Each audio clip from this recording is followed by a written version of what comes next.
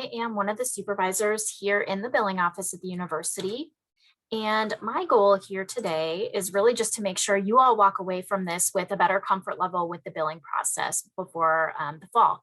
So we'll take a look at how you view the bill, how do you make payments, when is the due date, we'll talk financial aid disbursement, and we'll also talk about the importance of the parent and guest account access. So we're just going to jump right into that. So all of the billing here at the University of Iowa is done electronically. So that means we make the U-bills available online on MyUI on the first business day of each month. So this does mean that we do not mail any paper statements. All of our billing is done electronically. We have created several how-to guides to assist with the online U-bill. So we've got things for how to read the U-bill, how to invite a guest account user, how to add a bank account, and then how to make an online payment once that bank account is established. I want to talk just really briefly a little bit more about the guest account. So we're heavily regulated by FERPA here at the university. So those are our federal student privacy regulations. And what FERPA tells us is that we cannot disclose the details of a student's billing account to anyone other than the student unless that person already has access to that information. And the way you get that access is through a guest account. So if there are people within the student support network that are going to need access to the bill or maybe contacting our office to ask questions, we definitely recommend that you get those people set up with a guest account. The first U-bill of the fall semester will be available it'll actually be August 2nd. That's the first Monday here in August. And then the spring U-bill comes out at the beginning of January. This is when you're going to see the full tuition, housing, and meal plan costs for the semester billed. We do send email notifications on the first of each month. Those go to students' University of Iowa email address.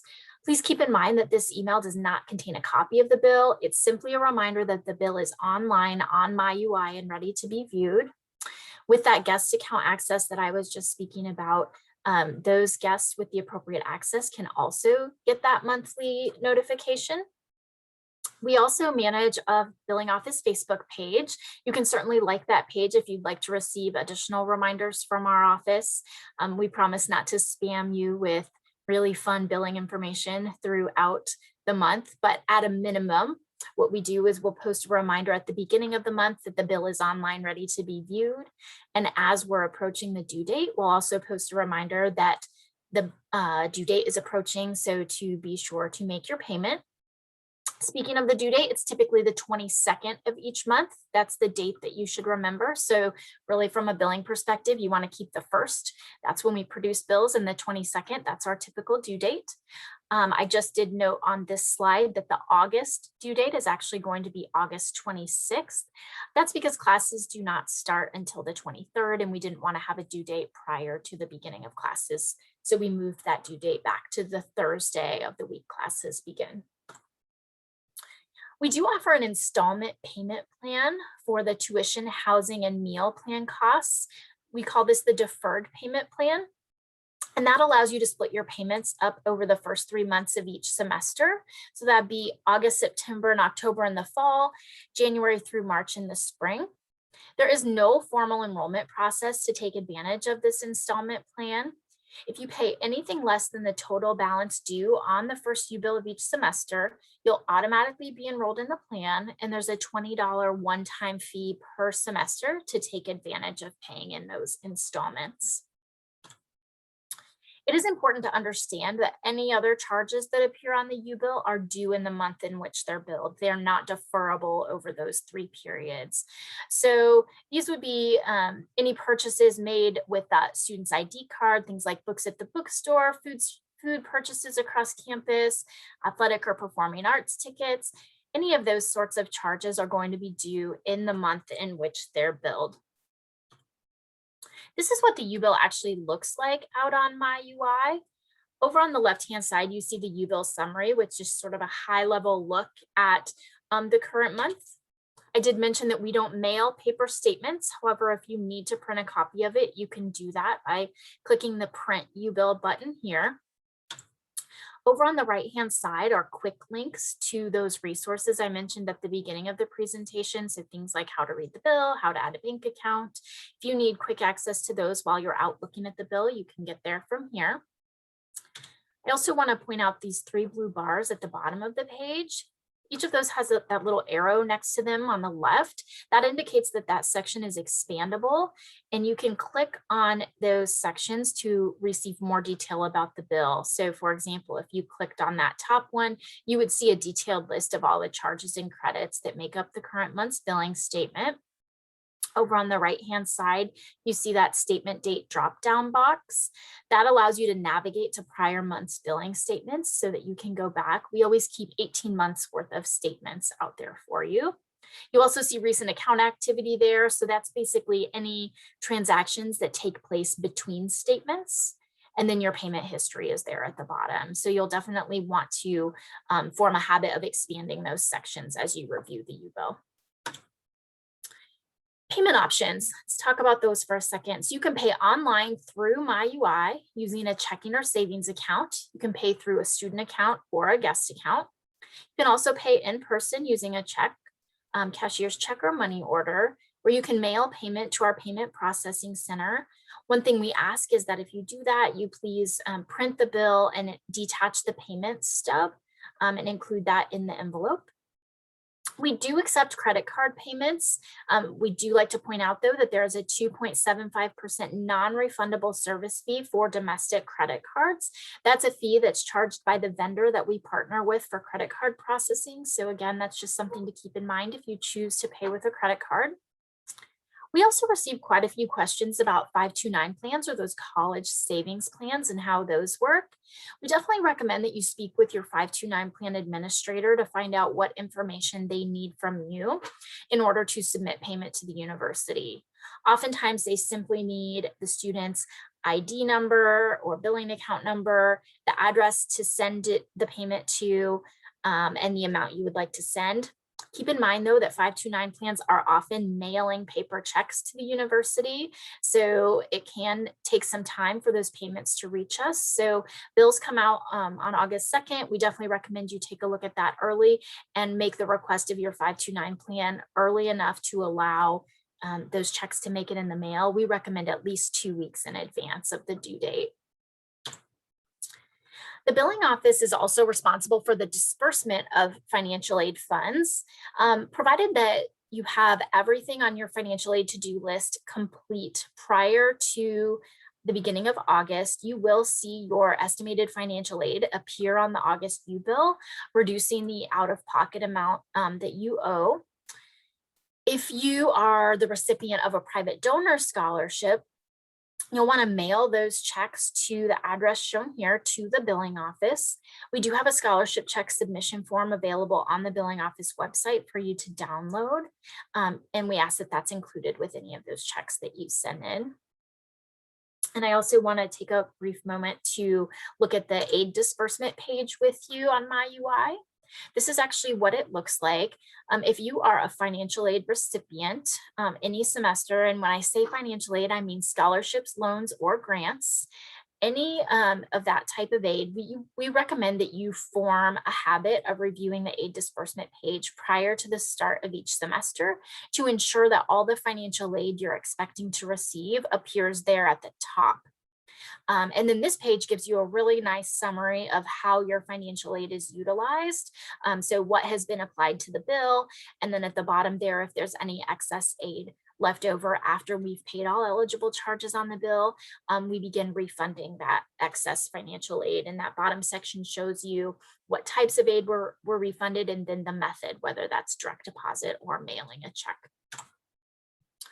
We begin processing financial aid refunds the first week of classes, and the quickest way to receive your refund is by setting up direct deposit on MyUI. We do have a how-to guide on our website to walk you through that. If a Parent Plus loan is in your financial aid mix, we definitely recommend that the Plus loan borrower set up direct deposit to receive any excess Plus loan funds.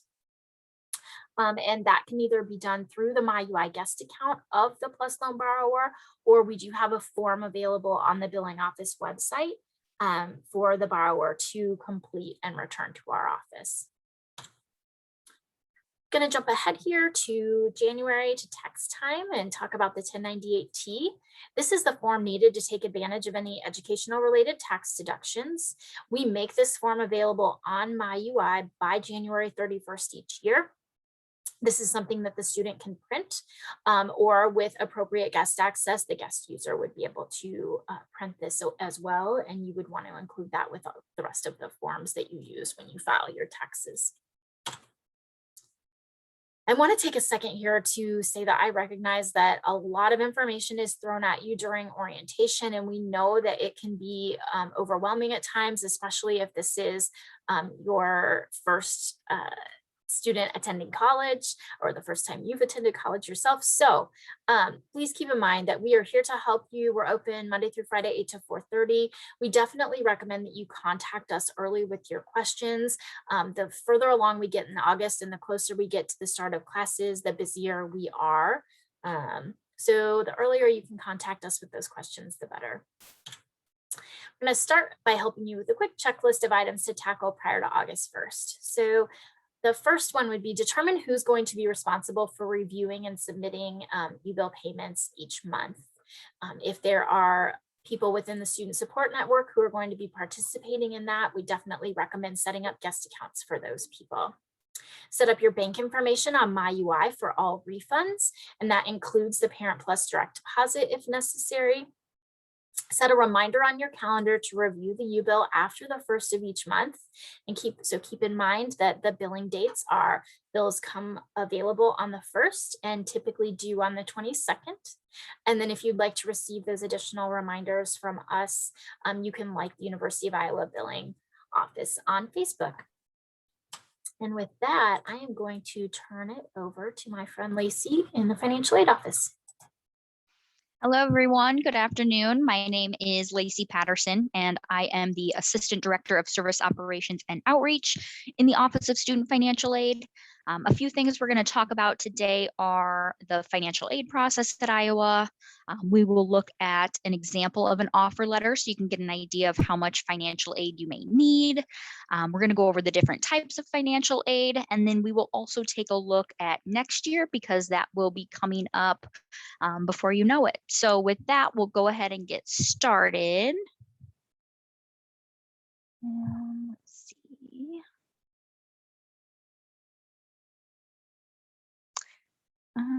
Kristen, would you be able to advance the slide for me? Thank you. Okay. So the FAFSA is the application for federal financial aid.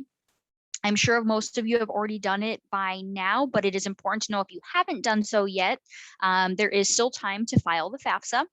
The FAFSA is completed online at fafsa.gov. I will mention the University of Iowa does have a priority filing date for the FAFSA each year, which is December 1st. But there are some financial aid programs that never run out of funding, such as Stafford loans and federal Pell Grants. So if you haven't filed yet, I would encourage you to file as soon as possible. I have also included our office's website on this slide. We have a lot of great information out there as well that you can always reference anytime.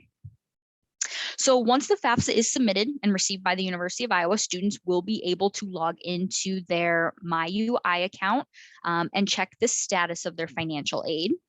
Financial aid offers will be posted in MyUI, and we will send out an email once those are out there to view. For first-year students, this is the only year that you will receive a paper offer letter in the mail. Subsequent years, so every year here on out, you won't receive a paper copy. It will just be posted in MyUI. But again, we will send out email notifications once those are available to view. It's also important to view your financial aid to-do list in MyUI. This is where we will let you know if there's any documents that you're missing or anything that still needs to be submitted in order for your aid to go through on time. I do also want to mention we will communicate with students through their UI email address. So it is extremely important to kind of get in the habit of checking that regularly so you do not miss out on any deadlines or important paperwork that could hold up your financial aid from going through. These emails will not be sent to parents. However, as a parent, you will get an email letting you know that your student has gotten an email. So you can always follow up with them if needed and ask them to relay that information onto you. Okay, in the next couple slides, I'm going to kind of break down the different sections of the financial aid offer. So on this section of the offer, you will see an example of a non-residence estimated tuition and on-campus housing and meals. It's important to note that these costs are only estimates. So your particular student's costs may look a little different depending on residency status or what program or college they're in. The Iowa Board of Regents does set the tuition each year. So if there are ever any changes to the tuition rate, we will send out an email to you. And then of course you will get your actual housing costs from housing, and that will show up on your August U-bill. This next portion of the offer letter will kind of break down what your student has been offered. So in this particular example, you will see the student has been offered a National Scholars Award, as well as another scholarship. And then below that, you will see the student has also been offered a federal direct subsidized Stafford loan, as well as a federal direct unsubsidized Stafford loan. And it kind of totals up each of those for you there.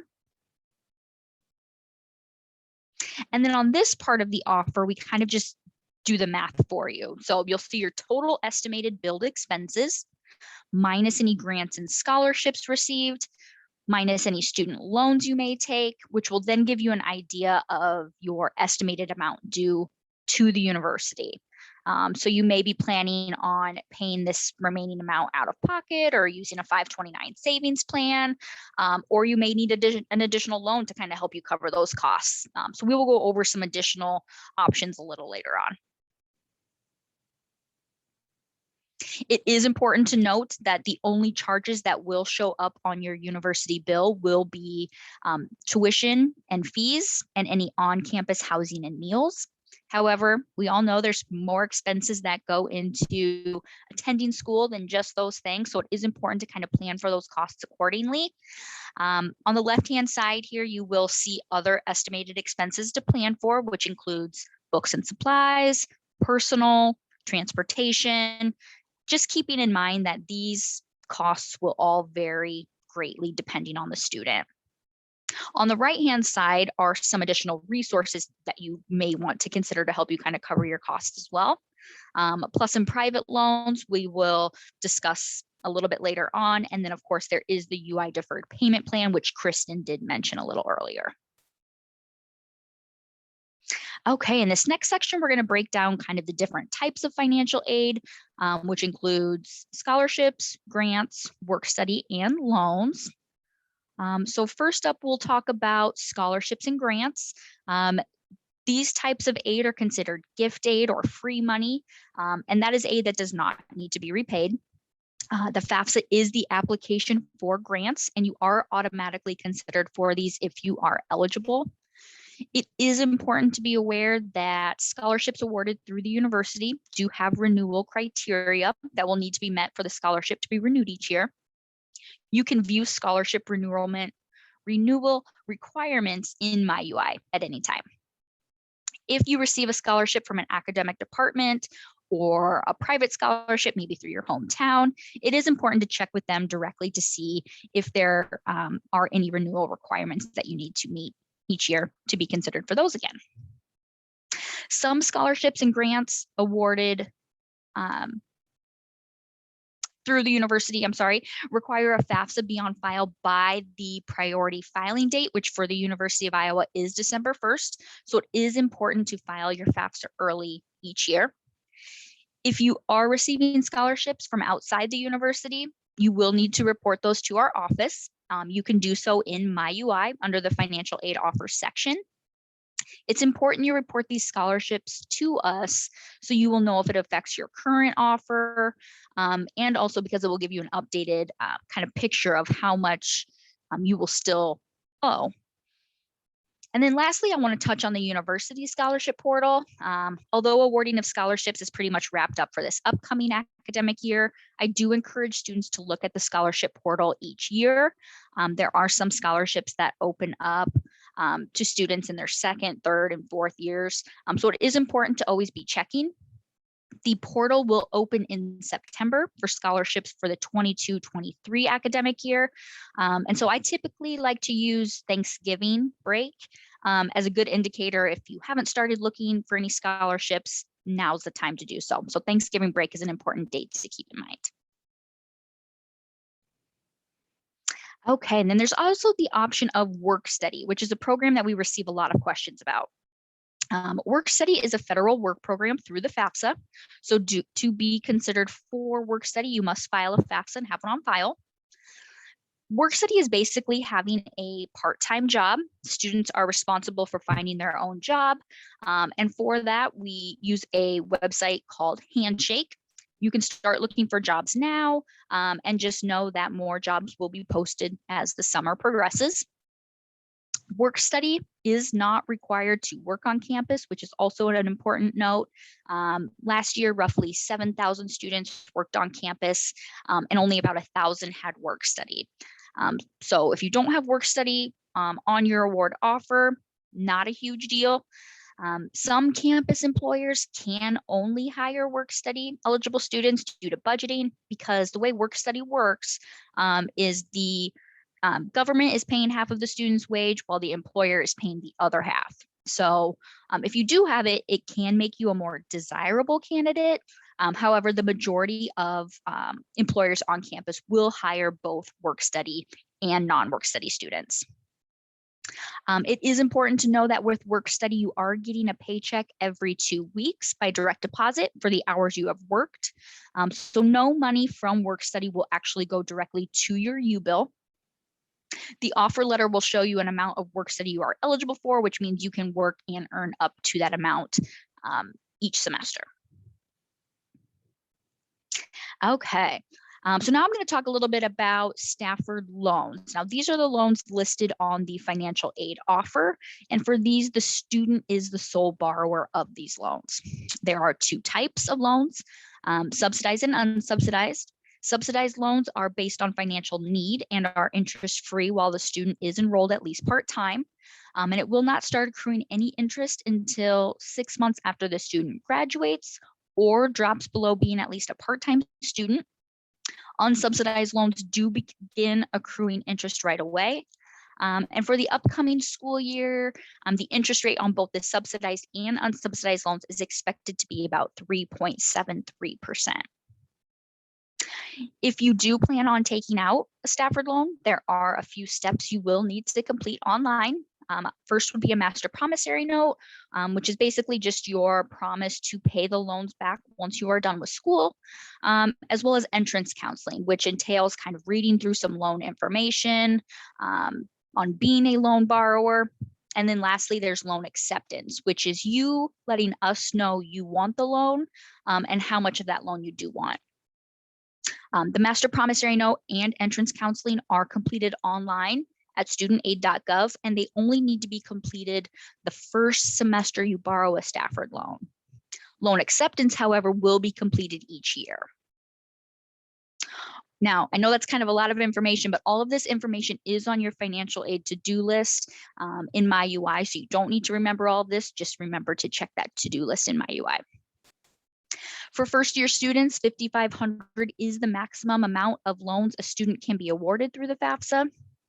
You may see a combination of both subsidized and unsubsidized loans, or maybe just an unsubsidized loan. However, $5,500 is the max. This amount will increase to $6,500 per year as a second-year student, and then $7,500 per year as a third and fourth-year students. Repayment of loans will begin 6 months after graduating, or if you were to drop below being enrolled at least half-time, it would start 6 months after that date. Some students do choose to make payments while they are in school. However, that is completely optional and not required. Okay, so what if the amount of loans and scholarships your student is being offered isn't enough to cover everything? well, one way to bridge that gap would be what's called a Parent Plus loan.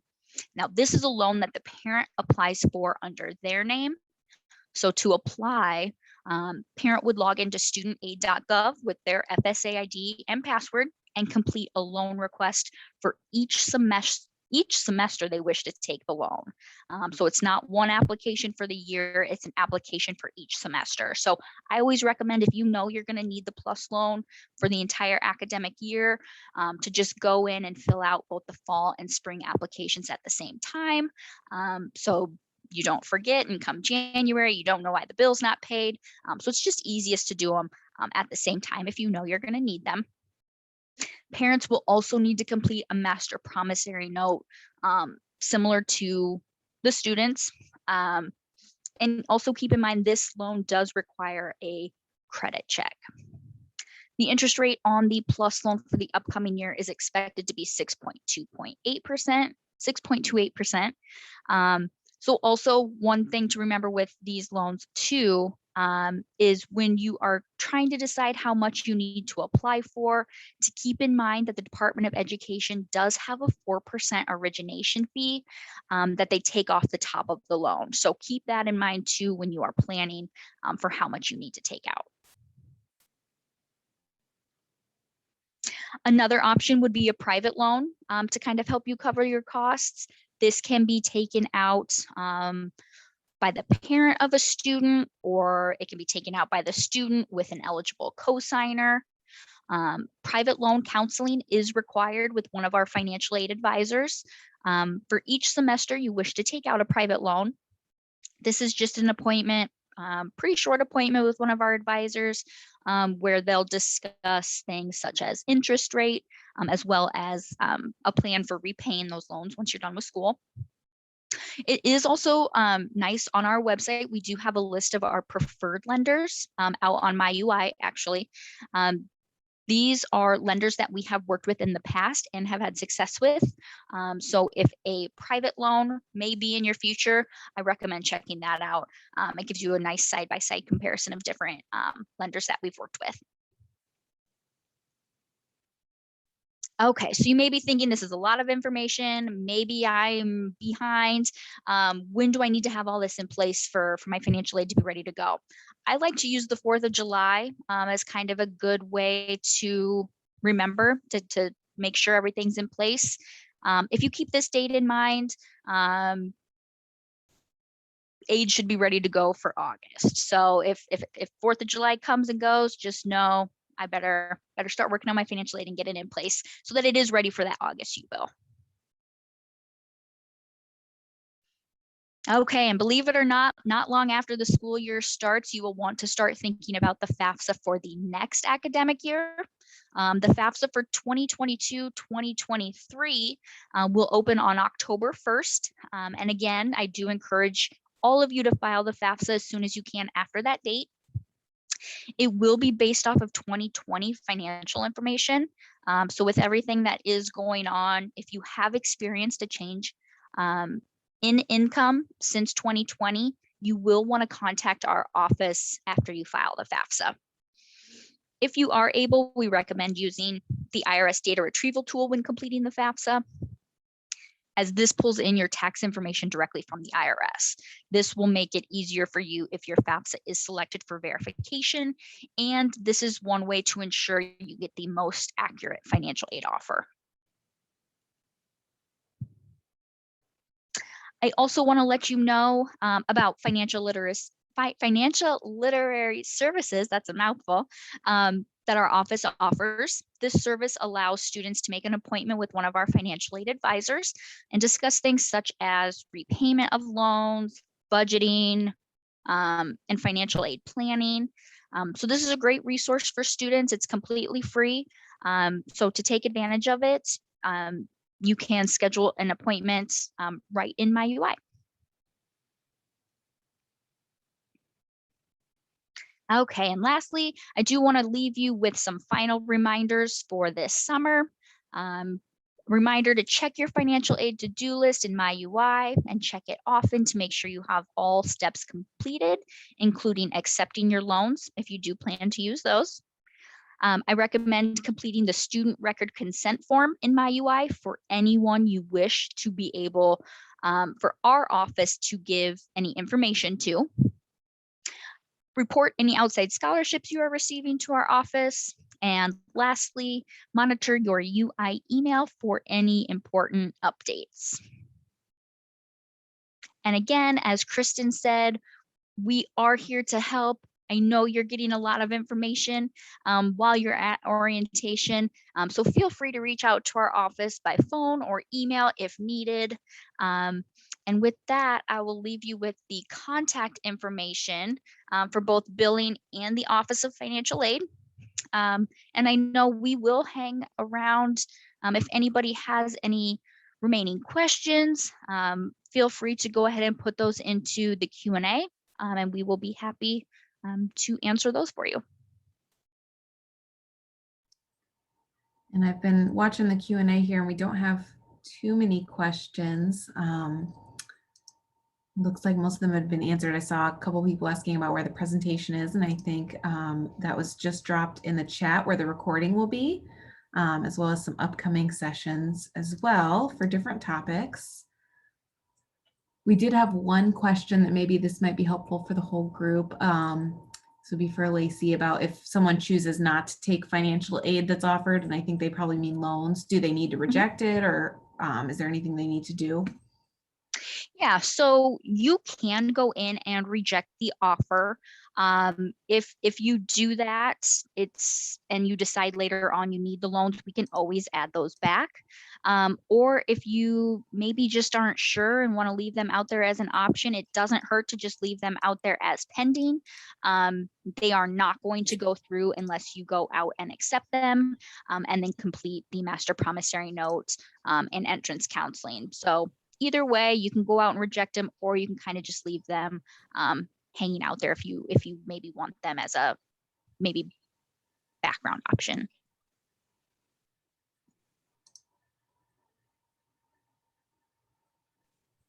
Those were our only questions as of now, but we maybe can give people a minute to see if they drop any in.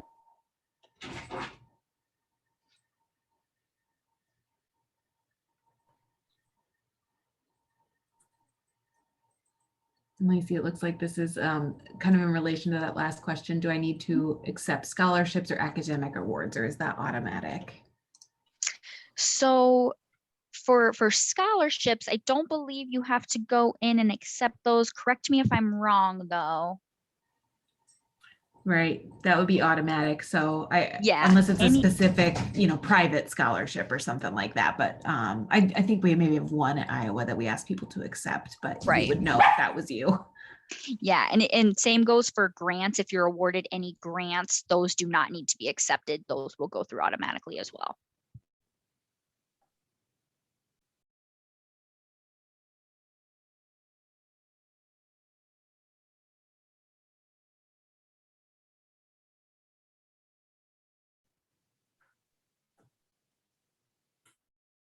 You see another one here, Lacey, is the loan counseling still done via a video that walks the student and parent through it? So I think that's maybe entrance counseling. Oh, sure.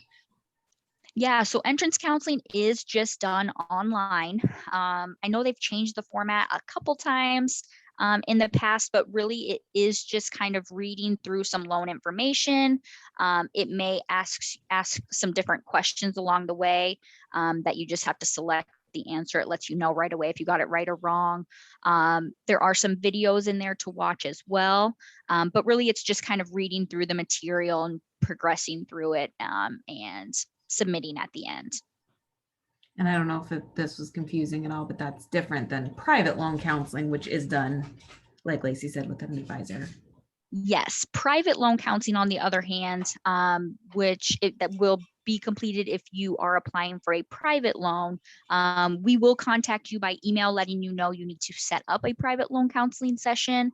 So you will get an email if that's the case. And then that's just a quick appointment with one of our advisors going over the loan, the interest rate, and then repaying that loan once you're done with school.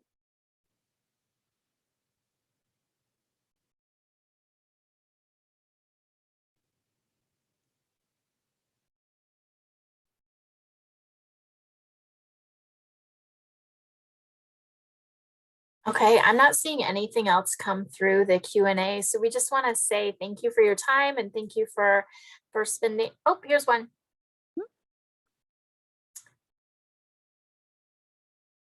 So Lacey, going back to the most FAFSA would provide for a first year student is 5,500. Is that for the full year and not by semester? Correct. So the 5,500 would be the eligibility for the academic year. Again, that goes up to 6,500 as a second year student and then 7,500 as a third and fourth year student. But for a first year, yes, 5,500 for the academic year. 2,750 usually per semester.